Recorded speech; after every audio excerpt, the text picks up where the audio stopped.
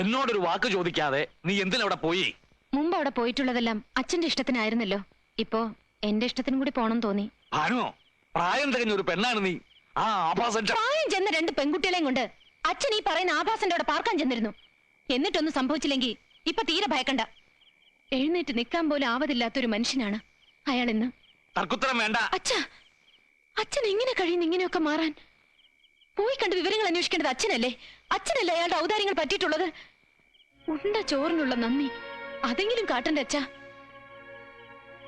വേറൊരുത്തന്റെ ഔദാര്യത്തില് ഇപ്പൊ 3 നേരം സുഭിക്ഷയായിട്ട് കഴിയാന്ന് വന്നപ്പോ എല്ലാം മറന്നു. മതി പ്രസംഗിച്ചത്.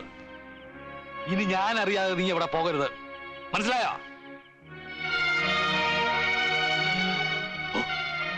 ആ അച്യുതൻ എങ്ങാനിത് അറിഞ്ഞാൽ പിന്നെ എങ്ങനെ ഞാൻ അവന്റെ മുഖത്ത് നോക്കും? ഇനി പോണെന്ന് കരുതിയതല്ല, പക്ഷേ അച്ഛൻ വാശിയിലാണെങ്കിൽ ഞാൻ പോവും. അതിന്റെ പേരിൽ ആരുടെങ്കിലും മുഖത്ത് നോക്കാൻ അച്ഛന് വിഷമം ഉണ്ടെങ്കിൽ വിഷമിപ്പിക്കാൻ വേണ്ടി തന്നെ മനഃപൂർവ്വം ഞാൻ പോവും. ആണോ?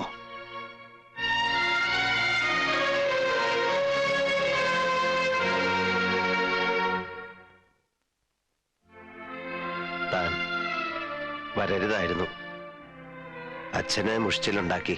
എന്തിനാ? അതുകൊണ്ട് എന്താ കാര്യം? എന്തിന്, എന്ത് കാര്യത്തിന് ഒന്നും ചിന്തിച്ചില്ല.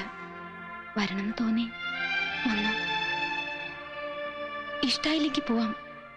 എനിക്ക് ആരുടെ ഇഷ്ടക്കേട് വാങ്ങണമെന്നില്ല. ഇഷ്ടക്കേടോ?